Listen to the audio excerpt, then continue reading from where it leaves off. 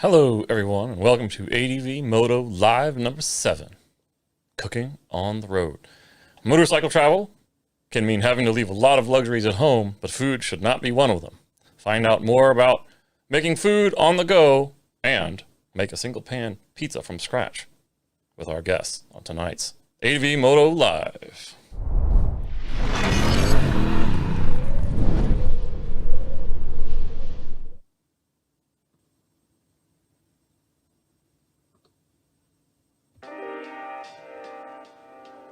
First, some news, the blues, that some of us may have been feeling lately. It wasn't until after we got off the air last week that I realized there was some serious unrest going on in Minnesota. That night, I fell asleep with the glow of structure fires, wondering about where we are today as a nation and people. Traveling around the world by bike, nearly every adventurer can share stories of being helped by complete strangers, many of them impoverished, who, out of nothing but the goodness of their hearts, only want to help a fellow person in need. One of the most important lessons we learn through adventure is that we need people, and we go further, respecting each other despite our differences. We can go even further, we learn to embrace them. And although we may not agree on everything, if we dig deep enough, we're likely to find that we have more in common than not. We all want to have a job, roof over our heads, and some level of security for our family and friends. And although we may have different backgrounds, cultures, languages, and skin colors, we are all on this great journey together, hurtling through uncertain space to an uncertain future. A motley band, brothers and sisters. And now 1 week later, the protests are still going on, but seem to be winding down, waiting for the National Guard to be out of town. Great change is perhaps afoot, but at the end of the day, we want everyone to be safe, decry violence, and take this opportunity, this unwanted vacation, to appreciate the people around us and the many blessings we have, no matter how small. Collectively, we are stewards of our own success and happiness, not only as individuals, but mankind as a whole. So, no matter what side of the line we stand on in our minds, please take care of both yourself and others, having no doubt that our great future hangs in the balance. Peace to everyone.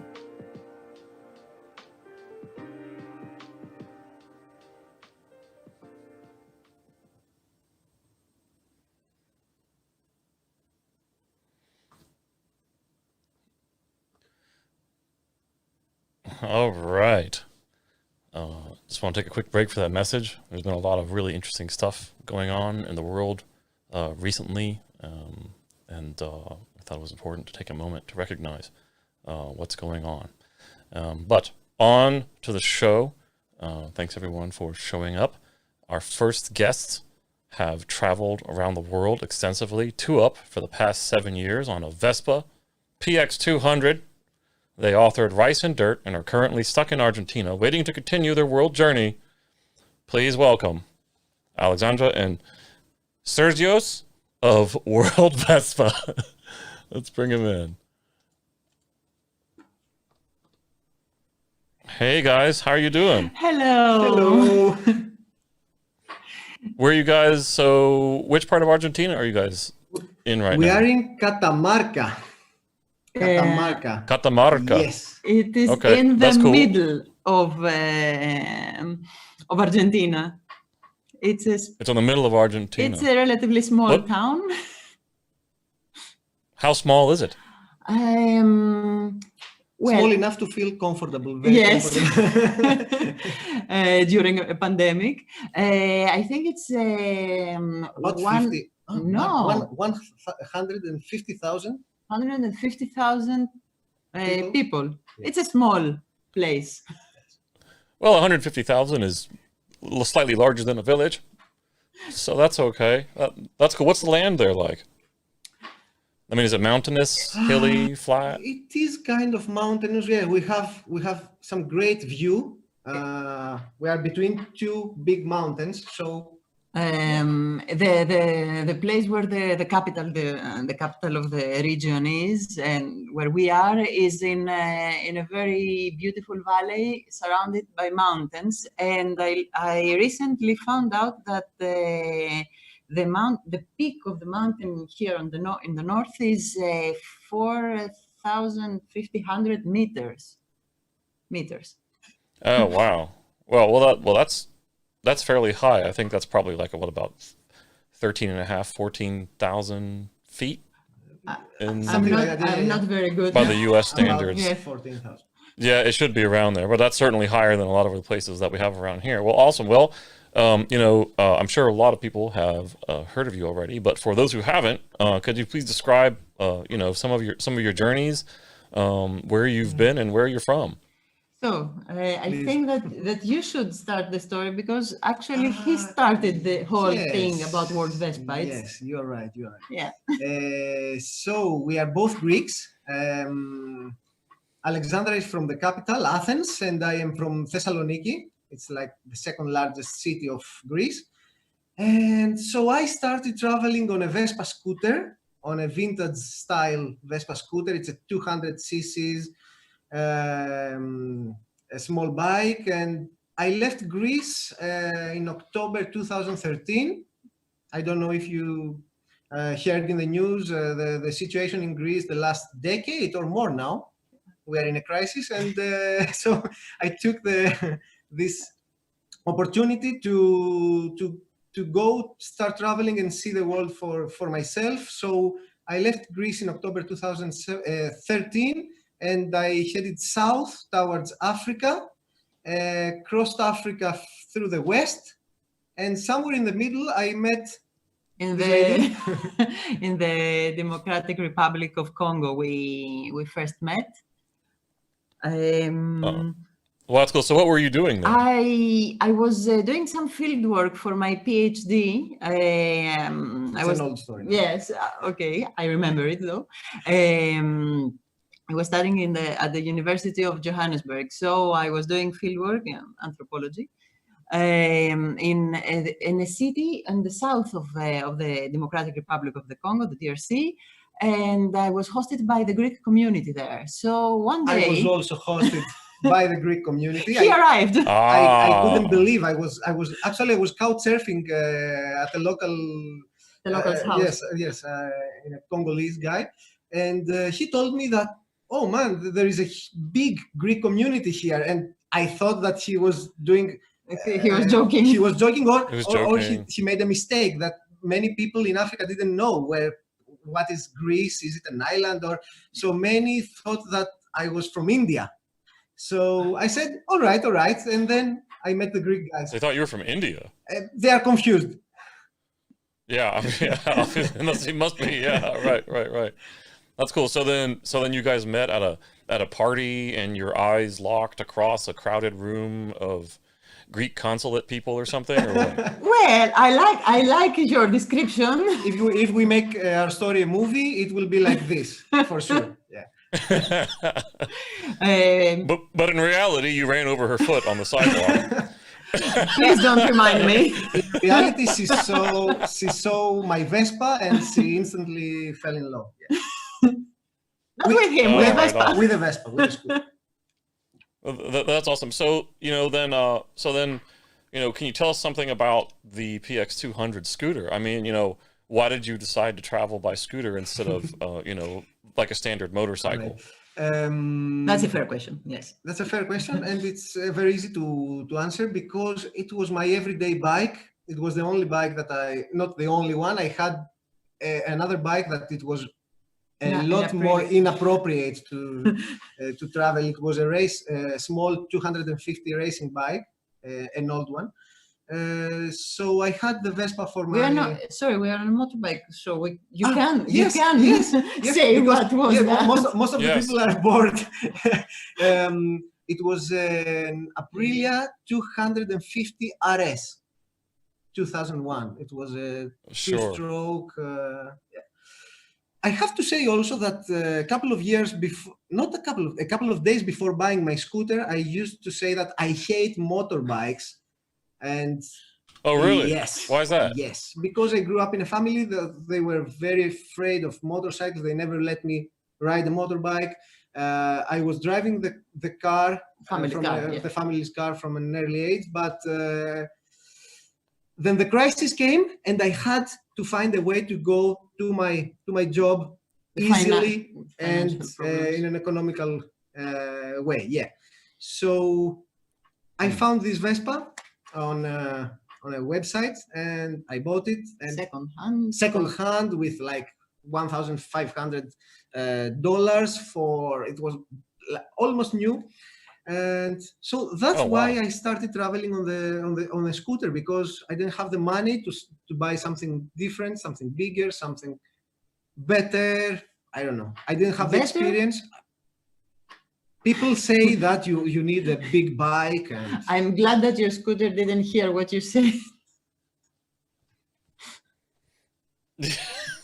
Like a betrayal. Yeah, better.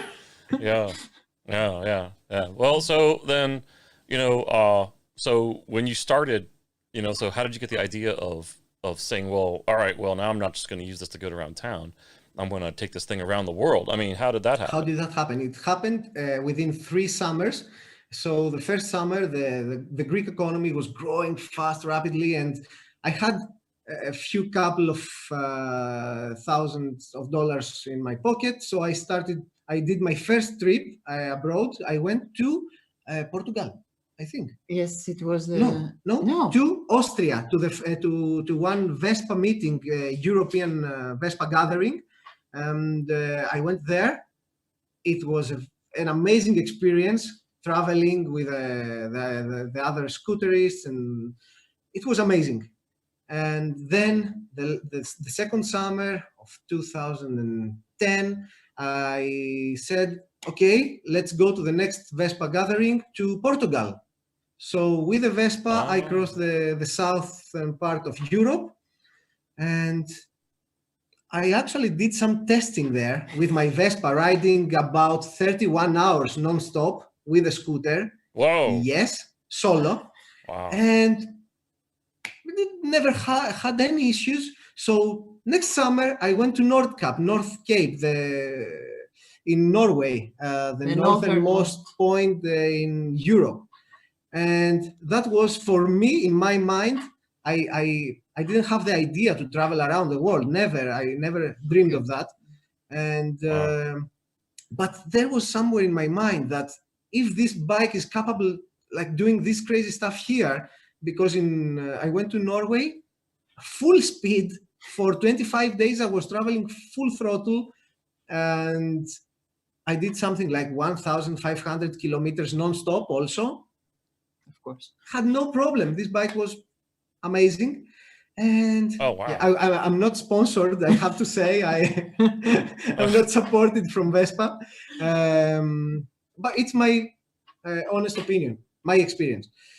And that's how it started to be something very reasonable in my mind. After all this, I had reached about 120,000 kilometers on that Vespa, and it never let me down.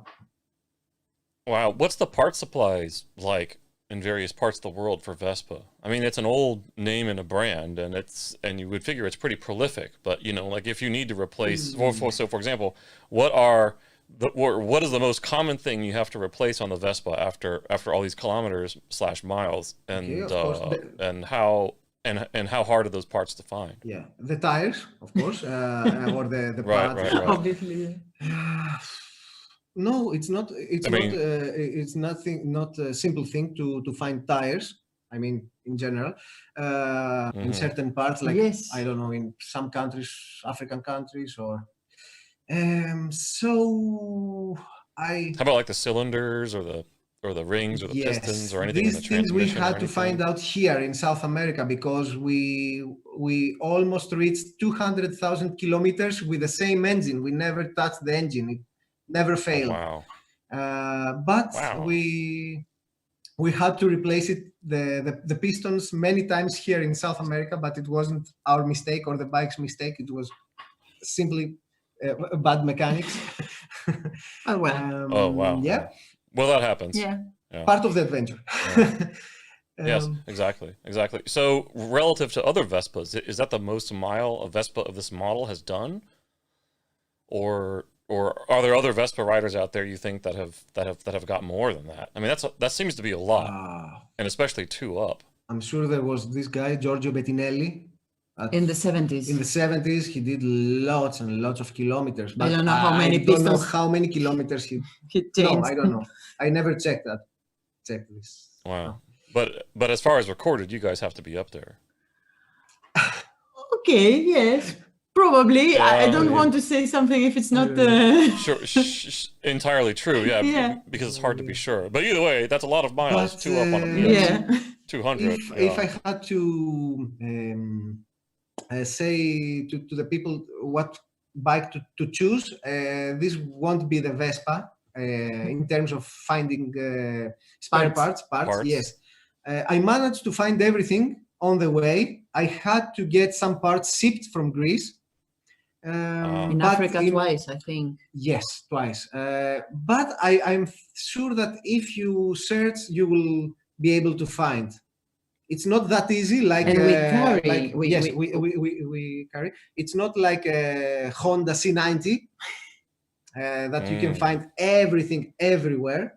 But I think it's in the on the top. Wow, that's awesome. Have you thought about changing bikes ever? Not, I don't know. Depends on the day. No, not really. But not seriously, no, I don't think so. No. We are not tired at all. We would like to our try. scooter.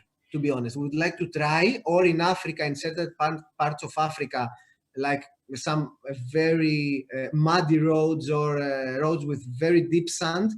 I was watching this guy, the German guy I was traveling with, Steven. If he's watching, Steven, hi. He was traveling. He circled Africa, the whole continent, on a Yamaha XT 125.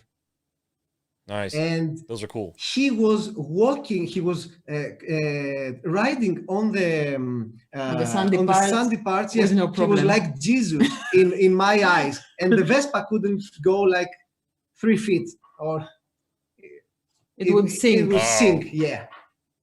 So in that part, it's yes, maybe I would go for a small enduro bike, but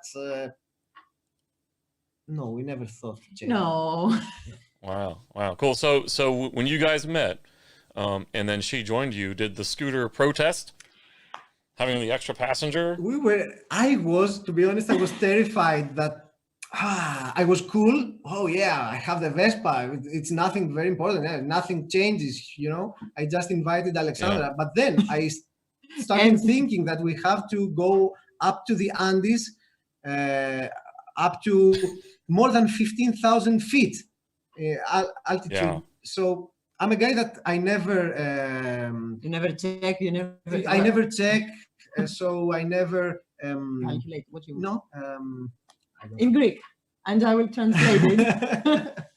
I never plan the routes and everything. So Alexandra arrived in Buenos Aires, and then I started thinking that, oh my God, is it gonna do it? Is it going to break in half? The chassis. It did it.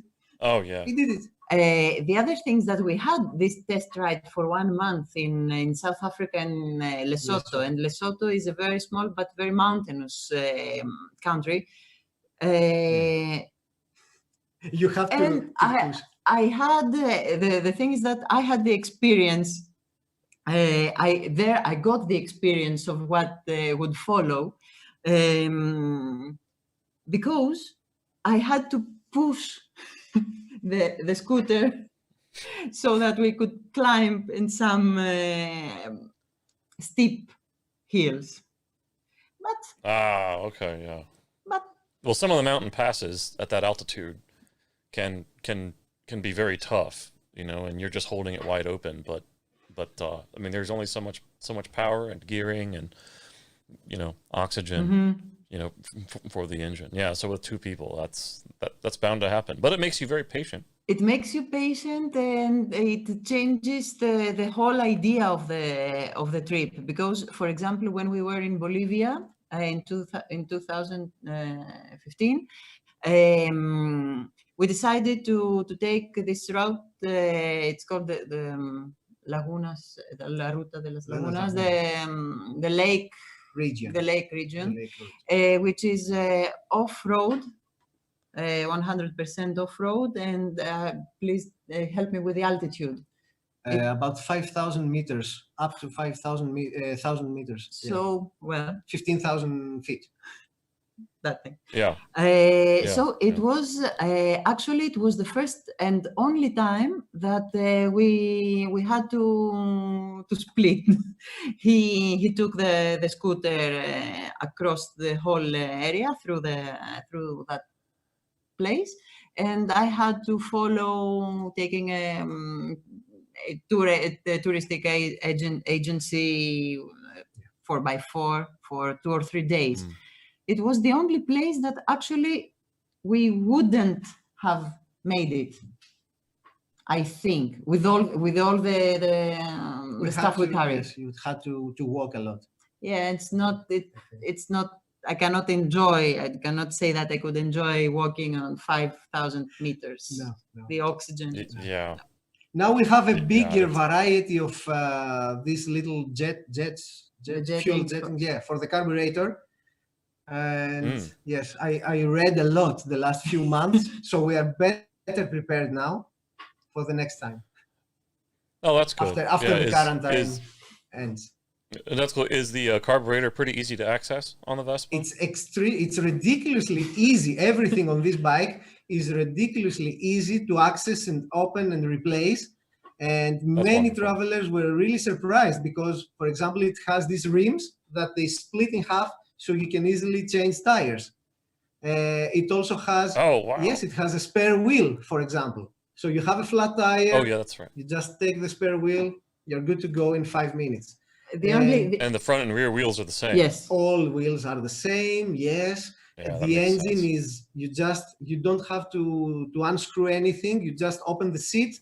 You take this side panel off and you can reach the engine. It's in front of you. You have direct access to everything. Wow, awesome. So you guys have a strong focus on food. Let's get to the delectable stuff. So you guys have a strong focus on food. Why is that? Why food? There's so many things that you can experience when you're on a journey like this. They're Greeks, I think that's why. I don't know. Is it? No, well, he's joking about this because there's this stereotype about Greeks being very food-orientated people and who love to cook. Well, I don't know if it shows here, but we're not the smallest people, talking about the two of us. So we enjoy food. And apart from this, it's that food and in general is part of every place's culture, and a very important one. Not only the ingredients, from the ingredients and the ways of cooking to the ways of serving, eating, sharing.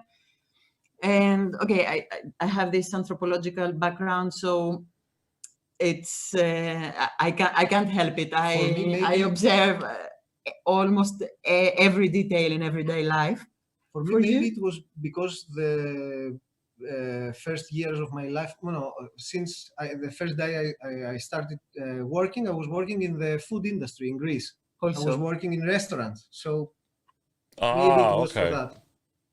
That probably helps. Has there been anything that you simply would not eat? Many things. Oh, really? Surprisingly, yes, there are some things that we I don't. For me, for example, I was very old-fashioned when I started traveling. He was so a bit conservative when you. I was in very conservative, so I was just searching for the food that I was eating in Greece. I didn't know how to cook, so I couldn't make my own food. I didn't know how to boil an egg or pasta or pretty easy stuff. I never cooked. You wouldn't So- expect that from us. Yes, yes. So a few years ago, nothing. And then it took me about 3 months in Africa just to try a mango. I've never tried a mango before, and I was Oh, so really? What'd you think? reluctant to try a mango. This yellow thing. What's that? No, They're amazing. Yes, It's one of my they favorite are. fruits. they are the They best. are the best. Yeah, if there was one fruit that I had to be stuck with for the rest of my life, it would probably be. It doesn't work like this. I've tried it in Burkina Faso. I was for the next really? few days in the toilet all day. It doesn't work. You Oh, cannot wow. eat Well, they have a lot of fiber and they Yeah. have a lot of vitamin C. Those things are chock full of sugar and vitamin C. Exactly. They're amazing. Yeah, yeah. If you dry them out into those little strips, they're great to take with just you. give us Like the dried ideas. mango, put it in a little plastic bag in your tank bag or whatever. That's the best. Those things are great because they're very dense energy and they don't go bad very fast when they're dried. But they're awesome. Well, that's cool.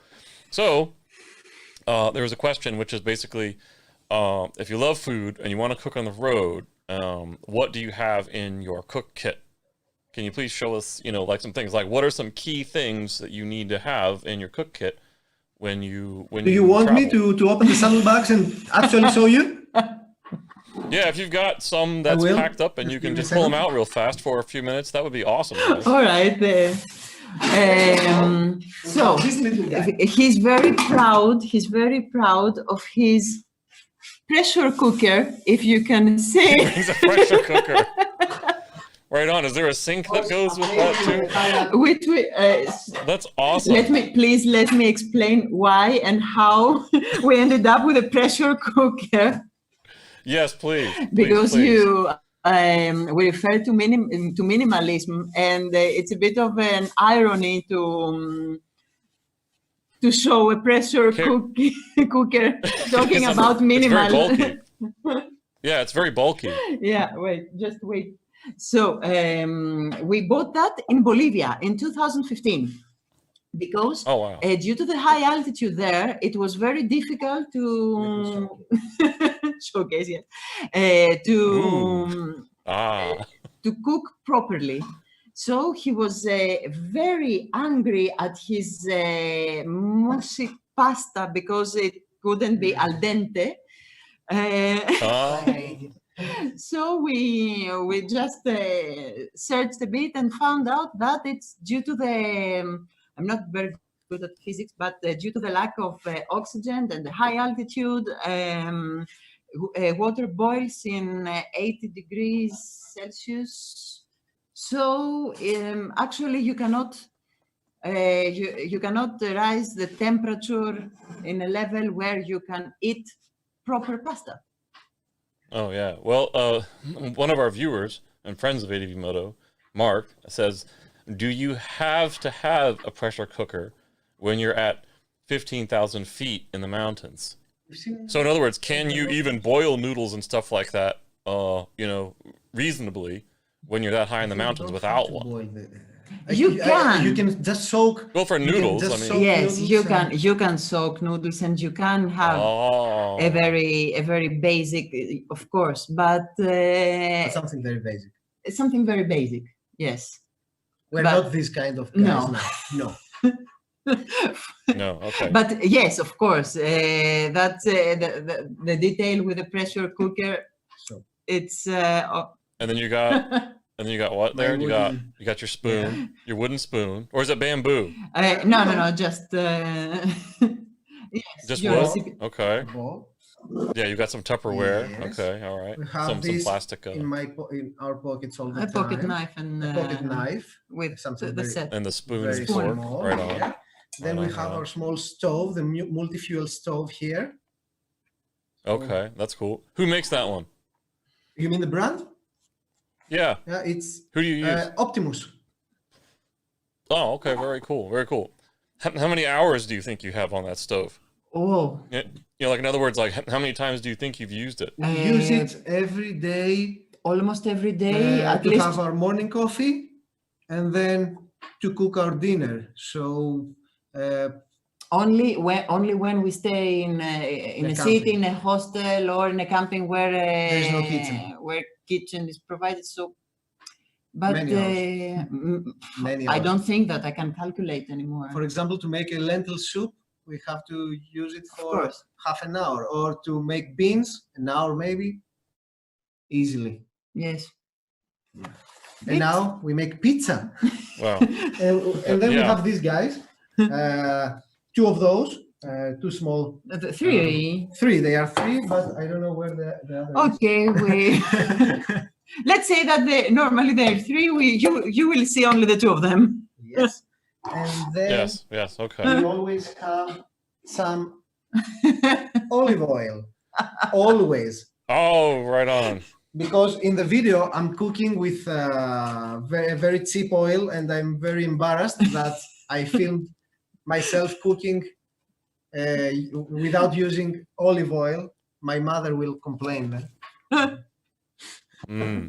Wouldn't want to piss off mom No. from the other side of the No. world. She's got to reach, you know. No, a Greek mother seeing her son cooking with what Big vegetables. disappointment. They just went right on. Well, yeah, let's go on into the main feature of the show, and that is both of them have prepared a video on how to cook a single pan pizza from scratch, and this includes making the dough. So let's go ahead and fire it up and see what we've got here. Okay, so here this we is our are. little apartment in. Okay, so this is where you're at now. This is our roof. And we just stayed here because it's the restrictions are very about They're strict. We cannot move. social We cannot isolation move. and everything. Yes, we cannot go outside. Wow. So So yes, we are using our stove. It's an idea that you we can had see. the last days that we couldn't order a pizza. Everything was closed, so I said, let me Google. We live in the and in improvise. 2020, and we will improvise. So I just Googled it, if we can make a pizza without having an oven. They said you can, and I was really surprised. Very cool, very cool. So what are you doing right now? So we have the yeast. We are using some yeast that is actually dead here. I didn't. We didn't have it in the fridge, so it died. Well, but you can use dry yeast so Dry that you yeast, don't need the refrigerator. So Oh, you can you use dry have yeast, a okay. very important part is that you have to wait until the yeast is Starts bubbling. So it's active. You have to wait for at least 15 minutes. I guess I will show you how it here. It's the dead it's one. It's dead. So this is how it must look like after 15 months. This is how it should Yes, look. But then you will see the result. It's great. So then you have some flour, all-purpose flour, some salt, a little bit of olive oil. I'm using the cheap oil here. Okay. Yes. A little bit of olive Go oil. save the premium stuff. Yes, the better the ingredients, Yes. the Salt and better sugar. the result. Salt, and to activate the yeast, it's very important. You have to put a little bit of sugar, because yeast, it's sugar and it activates fast. So then you mix this thing. If you want to put your hands, don't be shy. You put a little bit of water, warm water, and if you're not sure of the result, just give it some space, give it some time, wait, and then start again mixing it. And the mono dough, Until it doesn't stick on your hands. yes, until it doesn't stick to the walls of your pot or to your hands. Now, we have a question which says, does olive oil make the dough fluffier?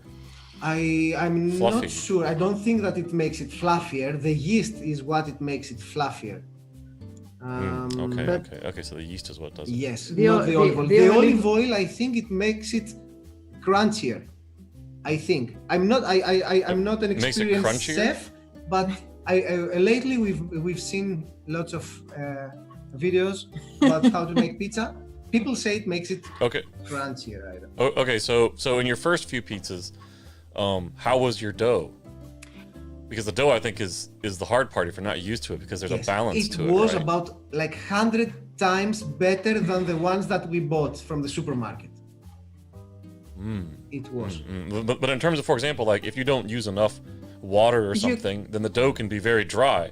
But if you use too much, it can be too runny. That's trial and error. So if the flour is not enough and it has more water than it should, you just add some flour. And if it is, Yes. We never threw away dough. No, never. They were all delicious. or sometimes that's great. it was the proportions were so wrong that we ended up eating 3 or 4 pizzas because we had to add some water and then add some flour and then add some more water. So, or like here in the video, to be honest, I did a mistake and I did the double amount of dough. So we ended up with a really fluffy and amazing dough. You will see at the end. By the end. Yeah. sometimes those So accidents. we put this dough, this piece, to rest for 1 hour, 2 hours, 3 hours, and then it goes like this, double in size, depending on the amount of yeast that you put. And if it's alive or some not. restaurants, they let it rest to proof for up to 3 days. But in 1 hour, I think that you can Yes, have 3 days. 1 Yes. hour and you have a result. People say that the longer that you The longer it proof stays. the dough, it gets more tasty and delicious. Let it rise. It's called rising. Also rising, yes. Yes. Yeah. You know, it rise, so it fluffs up. Yeah. They call that letting the dough rise. Yeah. Well, that's cool. That's cool. All right. So Just then chopping some- now you're cutting some of the cutting other some, ingredients. Onions. We're doing really simple stuff, ingredients that you can find everywhere in Everywhere. Africa also. We're starting the stove. You're starting a fire. So we have some garlic, some onions. We have the best ingredient, some tomatoes. And from what I've seen, people say that the best chefs say that you just need tomatoes, nothing else inside. Don't buy this stuff that they're ready to. Like the pre-made No, pizza sauce. it doesn't worth it. You can make Yeah. something more delicious. You just need tomatoes, some olive oil.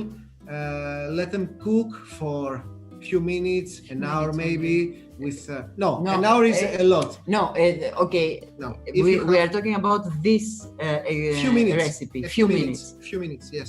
Yeah. With some salt. So, pepper. so did you ever add, like oregano or basil? Of course, Of course. of course. Yeah. We of course. carry a small bag with all our I don't know oregano. ají, We have chili pepper, chili flakes, dried chili flakes. Chili flakes. We cool, love cool. spicy food. Oregano, So you're making the sauce now for the pizza, right? Exactly. and Okay. Garlic. we also have our own garlic. pesto. We also have our own, not pesto, is a way to Cilantro. no, it's a way to preserve. our basil. Basil. no. Oh, I forgot. I'm sorry. That's okay. The It's main okay. It's okay. the All right. main ingredient of pesto sauce would be I'm not sure. Is it parsley or? No. just let me check No? it. So it's a very easy way to just preserve it is to put it fresh in oil. You'll see it in the small jar we keep it. Okay. So we have the tomato sauce, the onions. We just we do this only because we don't have an oven, so the onions cannot be cooked if you put them on the pizza. So we pre-cook them. We pre-prepare the onions so that we can just put it on the pizza, as you will see later in the video, and they won't take you much time to be ready. Only That's cool. Now, one of the tricky parts about cooking is the timing, especially when you're assembling ingredients. You know what I'm saying? So for example, like you don't want to start your vegetables too early, because then they're cold by the time you put them on. Unless you want them to be cold by the time you put, you know what I mean? And certain things cook faster than others, right? So the thing is that for the pizza we make, of course, that's the rule. But for the pizza we make, we don't care, because we are, as you will see, we will put all the ingredients on the dough, on the pizza, and they will be warm again. They will be heated, let's say cooked again after on the pizza for 2 or 3 minutes. So they will be hot, warm. Exactly. Very cool.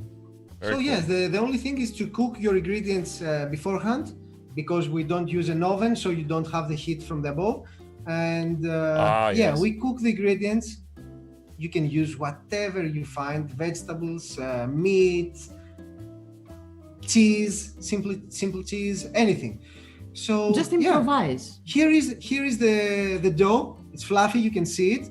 It has the air inside. So you're just pushing with your fingers to open the dough and to make it like pretty much the size of your pan. And then you put a little bit of oil. You're just showing off now. No, you can just do this trick to let gravity open the dough. It's a very simple thing. Yeah. Yes. I think the first dough has a small hole, but yeah. All right. It's not important. It happens. You put a little bit of oil in the pan so it doesn't stick. The ingredients are already cooked. So you just and you're making 2 pizzas here. Yeah, exactly. The first one is. The first one is do you want to the describe Argentinian it? style. No. It's with the tomato. The first with tomato one. and it's the margarita, the Italian style margarita. We put the alarm like 3 minutes from the bottom side, and then we flip it around 3 more minutes. In the meantime, you can just prepare your cheese.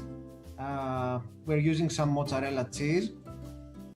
All the ingredients here in South America, they are very cheap. You can use any cheese, actually. So this is the trick. You just flip. How are the cheeses and meats there? Oh. You know, like in Argentina, they said that there's famous beef and all this other kinds of stuff. I mean, how are the ingredients there? They are amazing. The top quality, the beef. Top quality beef. It's like 10% of the cost. Very tender. Very tender. Very cheap for our standards in Greece, in Europe, and it's amazing. Fresh always. Right. So yes, the trick was to just cook the upside, the pizza, the other side of the pizza. Just flip it around, and then put it 3 more minutes with a lid. We have a lid. Yeah. We have another lid, so it's something like an oven there for 3 more minutes. In the meantime, we're making the second dough. We're enjoying the view, the sunset in Catamarca. And the pizza is almost there, almost ready. We're just putting basilikos, basil. Is it basil? Basil. I think basil. That's like ground basil or crushed basil. Yeah, cool. With some olive oil. There you go. It's amazing. Ready. Yeah, the same. So what's the second one? Procedure for the second pizza. The second one is an Argentinian one from Buenos Aires. It's the most traditional recipe. They call it fogazza. And it's just mozzarella cheese. Lots of mozzarella cheese, and lots of onions with oregano. And that's all. That's great. Any garlic? Simple as that. No. Nothing. Simple as that. No garlic in there. No really? garlic, no tomato tomato sauce. Nothing. It's so simple and so delicious. I couldn't believe it the first time we tried it in Buenos Aires. And what I found out making pizzas is that the fewer the ingredients, the tastier. It's better so that you can feel every tiny detail of the detail. taste. Yes, yes. So you can see so you my expressions and Alexandra's hand trying to grab a piece. Gimme. Okay, I was a bit scared that I wouldn't have time to. No, look at the dough. We made it on a Yeah, the little dough is stove. It's unbelievable. Yeah, that is crazy. This That's quarantine was the best thing happened to us because We learned the level of our cooking will be the next time yes. we're on the road. Well, that's fantastic, guys. So, what's the total time it takes to do that? If we add the waiting time, which we If you want the perfect. let's start from the basics. You're a perfectionist. Am I? The only thing what he wants to say is that you need to wait for the dough. yeast. Yes, but okay, you can wait while I don't know while pitching your tent. Yes, you can make it if you have a small kitchen or a place, an area in the campsite or a table. You just start the process, wait for an hour, and once you pitch the tent and everything is ready, then you only have to spend 6 more minutes. Let's say 9 minutes for every pizza. 9 minutes for every pizza. In total. And you have something delicious, the best thing you can have. Fresh. But that's after the dough is made. Yes. That's the only part. But okay, you can do various things. Many things. You can do your time lapse. You can take your photos. Take some photos. Drink some beer. Yeah. Drink some beer. Oh yeah, what's the beer like in Argentina? That's an important question. Oh, there is an amazing movement. No, What is it? it's something that the last I don't know how many years in Argentina There is a big trend of making artisanal beer. Yes. And it's a trend. We've seen it also in Paraguay. The last 5 years. So in every corner of Buenos Aires, you can enjoy your burger with some top quality beer. Amazing, just amazing. Because Argentina is famous for its wines, but recently we were surprised. Yes. From their beer also. Awesome. All right, guys. Tell you what, let's go ahead and wrap it up. You guys have been awesome. Thank you very much for joining us. Thank you for giving us this opportunity. No, it's great. For joining us all the way from Argentina. It's amazing that we can even do this these days. Isn't it? Isn't it? Yeah, it is. It's good. And the best thing about the adventure community is there's just a lot of great people from all over the world. With all kinds of backgrounds and interests. Lots of Greek people? Great people.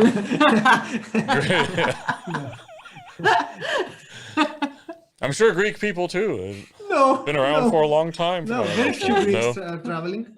Lately, yes. Okay, but yes, that's the great part, that you meet people from all around the world, and you have so many things in common. You speak the same language. Yeah, that's right. So, sorry, one last. Do you have any tips or words of inspiration for current or future adventurers out there? If we can do it on a Vespa, then it's not that difficult, as they may say. It's just the beginning, that it's the decision. The decision that it's something big in your mind seems very big, a big step. But after that, after taking that step, taking the step, everything follows. It's something amazing. It seems like a cliche, but it's very sincere. It's true. That's it. Yeah, just a step. Yeah. Just do it. Just get out there and do it with whatever you got. Yes, exactly. It's so simple, and many people say it, but it's true. You will find everything along the way. Yeah. And many more. Yeah, and many more. Yeah. It's like you put in a dime and you get out $1. Right? Yeah. And then, of course, the love that bloomed. Yeah. All right. Well, thanks very much, guys. That wraps up our segment with them for tonight. Much thanks to Stergios and Alexandra for sharing their adventures and tips with us for more stories and on their with also excellent images. on their 200 cc's of global adventure scooting. Visit worldvespa.net. But ultimately, in the end, making food on the road can be delicious, healthy, and fun as long as you're willing to provide the time and ingredients and maybe a pressure cooker. We're going to include that now. But join us next week for a look at Yamaha's new Tenere 700 with our very own Dan DeMeo.